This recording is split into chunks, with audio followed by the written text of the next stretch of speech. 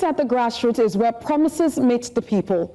But do they translate into real development? This week, we turn the spotlight on Ikwuano local government area in Abia State, asking what autonomy really looks like. Welcome to Scorecard. Let's get the grades.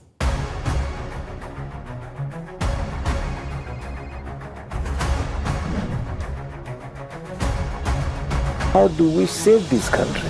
You move from the APC to the PDP. Therefore, listen, I'm still paying teachers in Ondo State. If Olabode just should be expelled from the party. It's an existential imbecility, utter nonsense. Join me, Dakpo Adeboye, on Politics HQ, where Nigeria's political heartbeat is felt. Monday to Friday, 8 p.m. on News Central.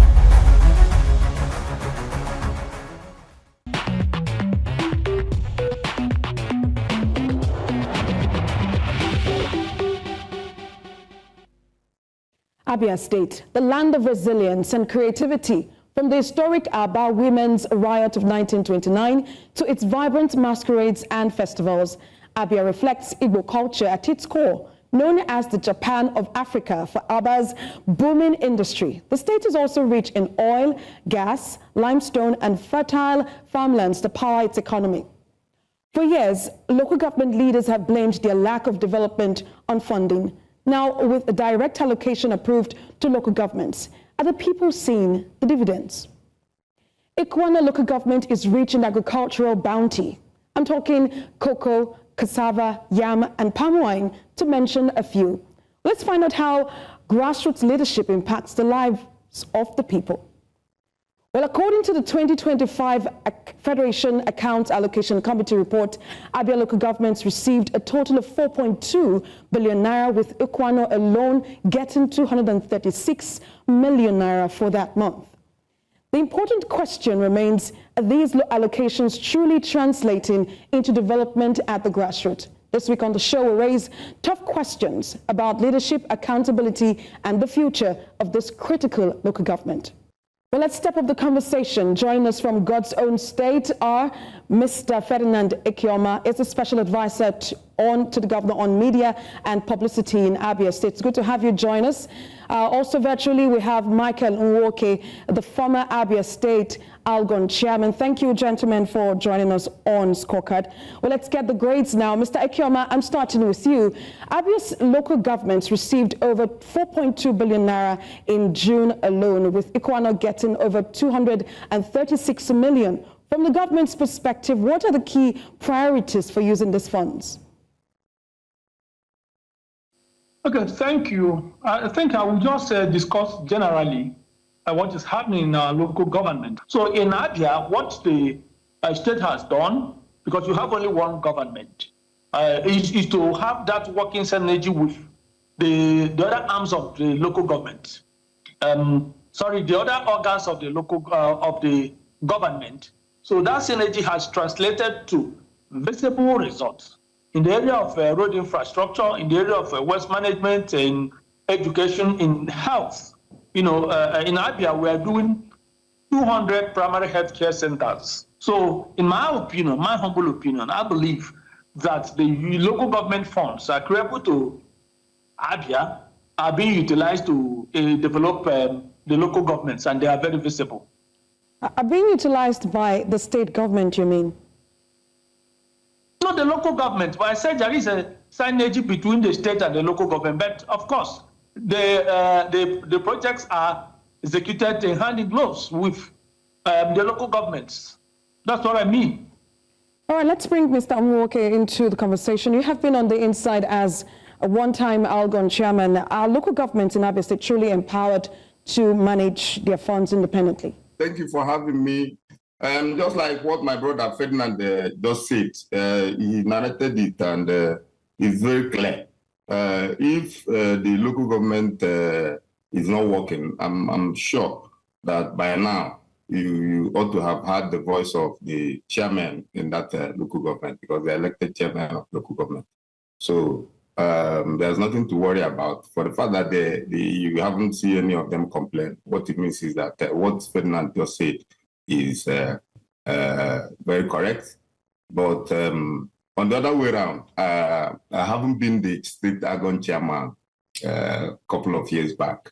I know how the system worked then and how they operated. And then is there a difference? Is there a difference between how it works then and what is happening now?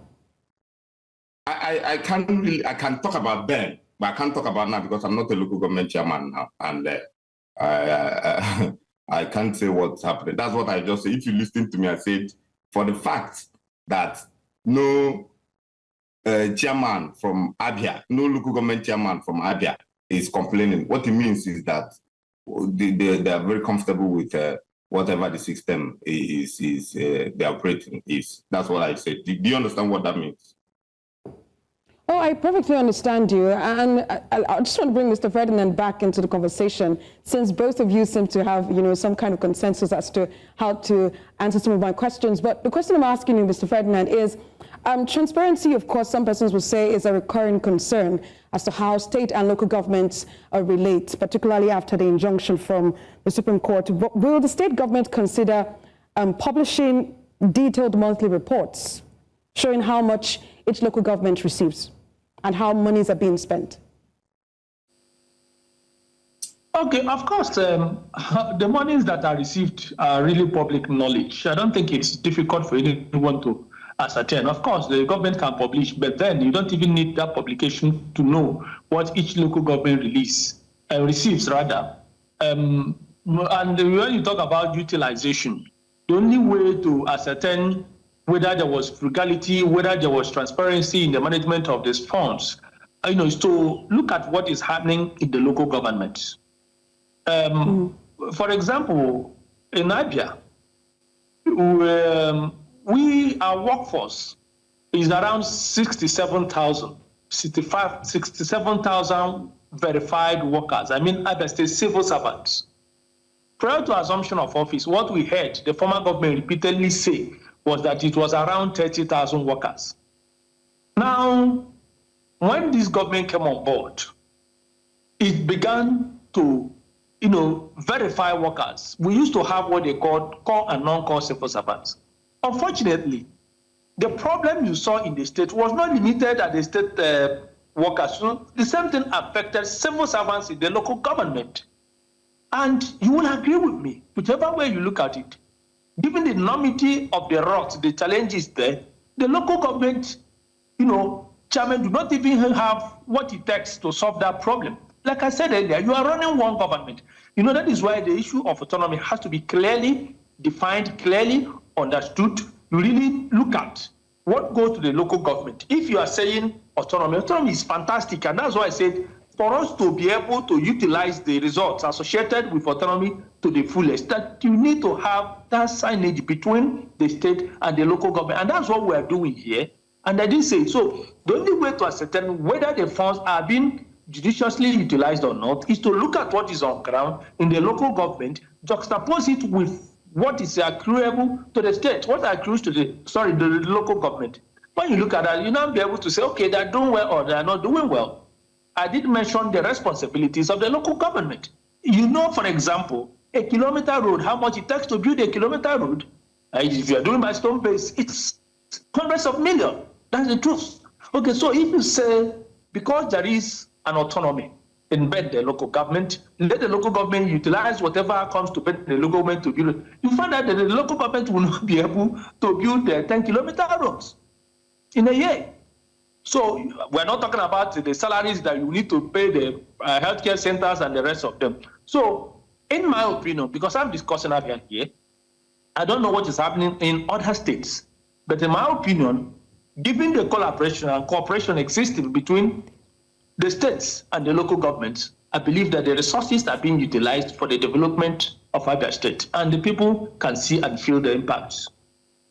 All right, Mr. Nwoke, from your experience as the chairman of Algon, at some point, what would you say are the challenges that local governments face in translating allocations gotten from the Federation account into visible development? Some of the challenges that we faced during my time as local government chairman was just the state government monopolizing local government funds, and then not having access to local government funds, and then it became a problem and a challenge during my time. I'm talking about my time as local government chairman.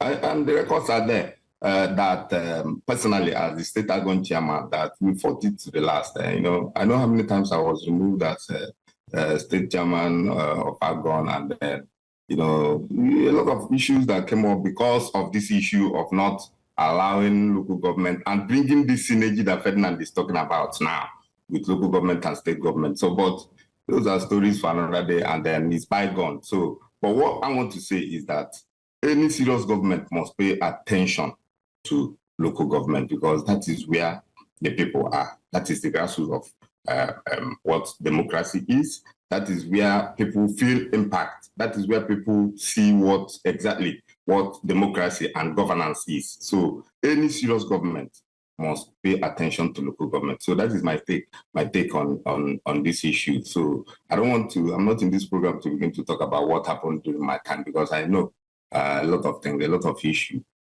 issues happened. And even as I speak today, I'm sure that most people is aware that I didn't even finish my tenure as local government chairman. So, but anyway, it's by the way, but I feel that we can learn a lesson or two from your experience, and that's why we brought you on the show, really.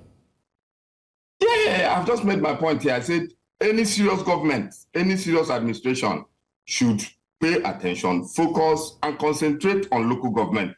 So however they are going to do it, just like what Ferdinand said, and I have said, I also said, for the fact that no local government chairman in Abia since the government of Alex Oti assumed office is complaining, what it means is that there's that synergy, there's that collaboration, there's that understanding between the local government chairman and then the state government. So that is what it is. And my experience, my past experience and what I passed through, I don't think it really matters. What matters now is the progress that we're making in Abia. So if you look at, just like what Ferdinand said, if you know Abia very well, you know that there's tremendous progress in terms of development and infrastructure and governance in Abia. So we are happy with what the governor is doing. So there's no issue. If there's an issue, we expect the local government chairman, because they're elected local government chairman, we expect them to speak out, and then so that we will know what their challenges and what their problems are. But for the fact that none of them is complaining, we've not gotten any complaint up till now, and then what it means is that the system is working for them. And then for me, as an Abian, I've seen a lot of development. I've seen a lot of changes analysis, governance, administration. So we're happy with what he's doing. So that's just it. All right, we'll take a short break. When we return, News Central takes you to Ikwuano local government for first-hand reactions from the people on what is working and what is not. Stay with us.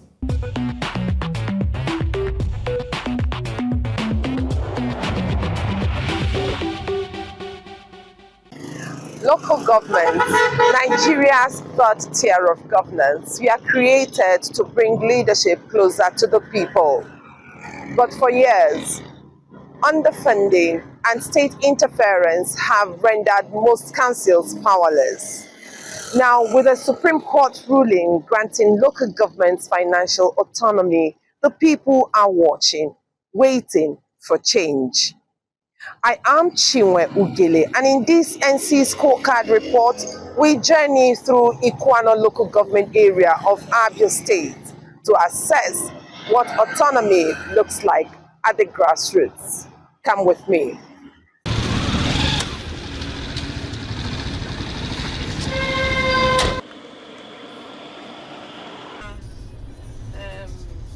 Out of Abia State's 17 local governments, 7 have attained urban status. Yet, even in these supposedly urban councils, the basic fabric of development is weak. For years, local leaders have blamed their failures on dependence on state government for funding. Now, with direct allocations approved, residents are eager to see results. Home to Oboro, Ariamosaka, Ibere, and local communities, Ikwuano local government is rich in agricultural bounty. Cocoa, cassava, firewood, and farmed palm wine flow from its soil. Yet, these abundant harvests struggle to reach markets, trapped by broken infrastructure and neglect. But we need a market where our people can bring out their wares, sell, and buy, possibly daily basis. The government so batana sonye maka happy hotel dumne na gelo to bua obudum the wars onwo moto nga ba fe onwo ozo enwuru na no ozo ka ozo ma alisa ka ibu makuko everything ozo. For many, the so-called autonomy is invisible, with basic needs, roads, healthcare, water still unmet. At the heart of Ikwuano's administration lies a desolate secretariat. Our calls and messages to the mayor as council chairman are known here in Abia State went unanswered. It's not that easy for him to really go through his process of being that busy, and a lot of messages that are coming. So it might just be one of those personal messages that he has not even opened. So that's why give me an idea, so that. An idea of what? What you want to discuss with him. I said his activities in office as chairman since he took over power.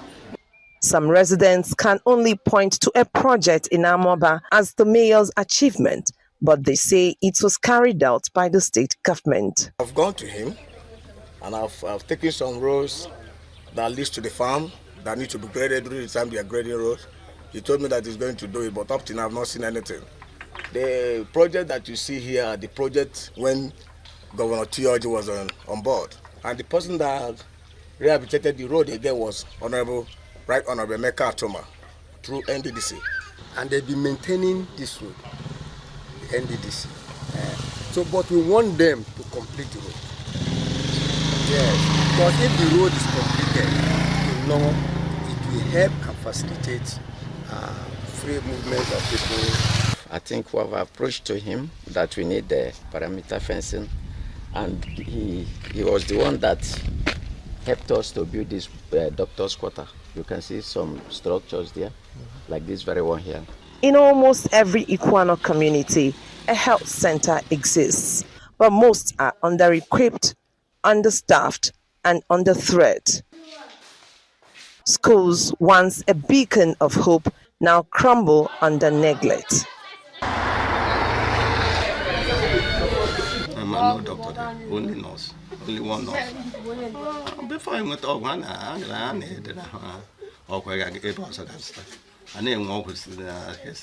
There's no windows, many things is out of hand. Nothing is working out in the school. Even there's no seat in the classrooms. Sometimes they take seat from their room. While citizens demand answers, government officials offer their own explanations, often highlighting structural hurdles that continue to delay real impact at the grassroots. Some of them have brought their proposals for projects, and of course, you know how it is. It's not automatic. They don't just wake up and take up a project. It still runs through the process of submitting their projects and having it. Also, local government mayors are still very new, and so far, what they are battling with, I'll say, is what they had or they inherited from the past administration. Your Excellency.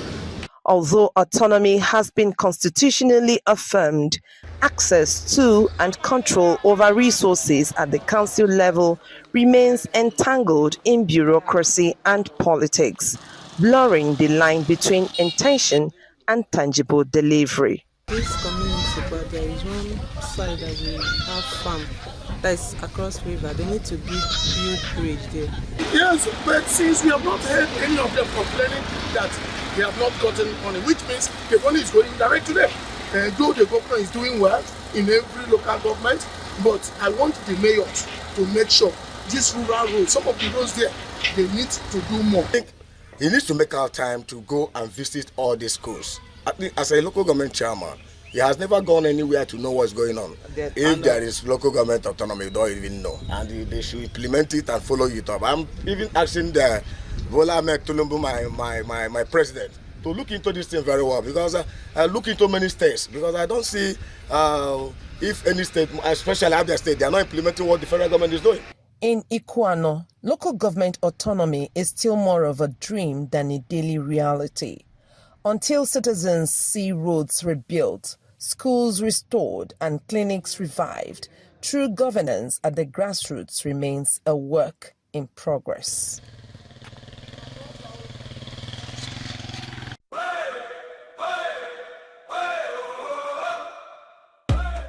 Every great day starts with a great morning, and at Breakfast Central, we understand the importance of starting your morning right. From 7 a.m. to 10 a.m., our team is dedicated to delivering a one-of-a-kind breakfast experience with vibrant conversations, detailed analysis, comprehensive reports, and on-location updates. Breakfast Central is for you, giving you more time for breaking news, more insights, and more of the stories that matter to you. Start your morning the right way. Breakfast Central, 7 a.m. to 10 a.m. Monday through Friday.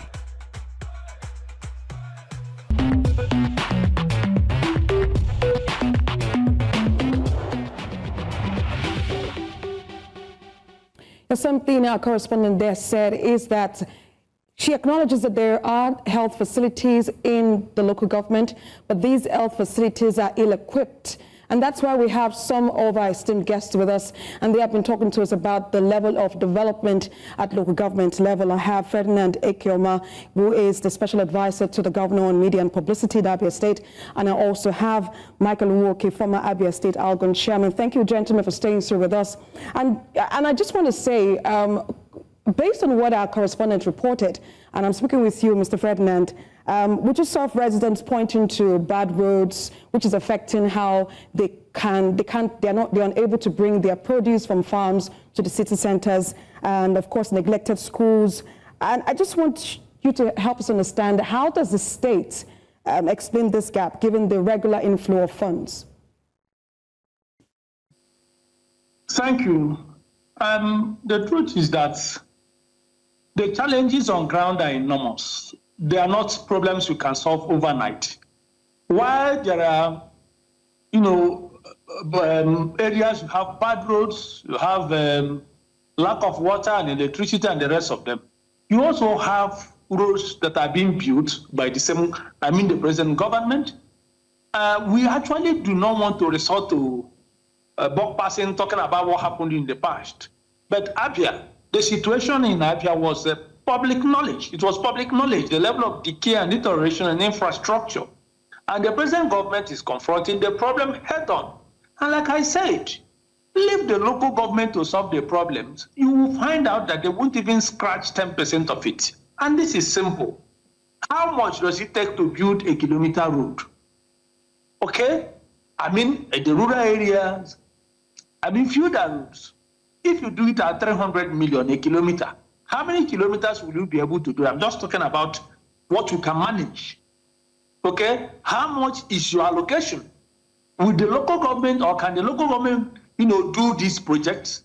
That's the challenge. So it is not as if they are not trying, or with the collaboration of the state government that nothing is happening. But given where we are coming from, it requires some patience. There's some, hard work for you to be able to write a checkered history. And it's happening. That's just one local government. In that local government, if you go there, just a few months ago, the government awarded a project, spanning over 10 kilometers. How much is that? So you find out that the entire allocation of that local government in a year can't even fund that road. So it's a process. It's ongoing. The most important thing is that people are seeing what is happening. There are places in Ikwuano that were hitherto not accessible. There are many communities that didn't have water for decades. Under this government, it's happening. So that's the most important thing. So we are not in denial of the fact that there is decay and deterioration in infrastructure, that you have bad roads and the rest of them. They exist. Nobody's denying. But the most important thing is the present government you have in Abia, and when you go out there to interact with the people, don't take my word for it. Run your own independent inquiry, independent investigation. And that's what we're doing. Show you videos. And that's what we're doing, Mr. Ferdinand. The people will complain, but they will admit that the present government has done a fantastic job. And that's what we're doing. That problem. In 30 seconds, Mr. Nwoke, I wanted to just help us understand what should be the parameters with choosing which local government money should be spent on. I believe that constitutionally, every local government should have a constitutional framework. So for you to emerge as a local government chairman, there's no local government without a state government. There's no ward without a local government. So there should be, I feel there should be a synergy, but constitutionally, there's a stipulated three-tier of government, which is federal, state, and local government. So these things have been clearly stated, including funding. So how I don't want to dive into how it's going to. What is important is what is the progress of development in every local government, state, and ward. Do you understand? Yeah, perfectly understand.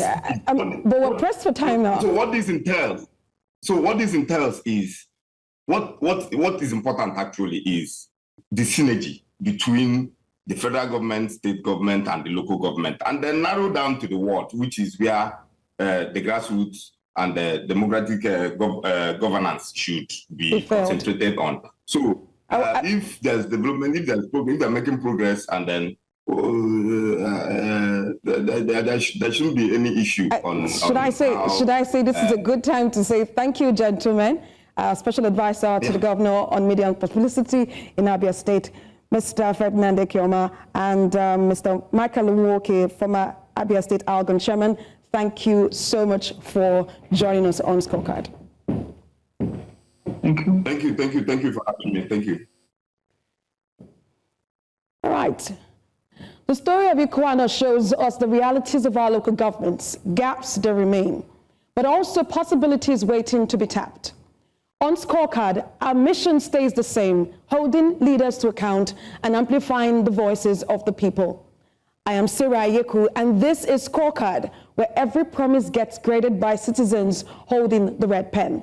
You can catch up on any of our missed episodes on our YouTube channel at News Central TV. You can also watch News Central live on DSTV channel 422, GoTV channel 23, StarTimes channel 274, Avo TV, and YouTube. Well, should I say, see you next week.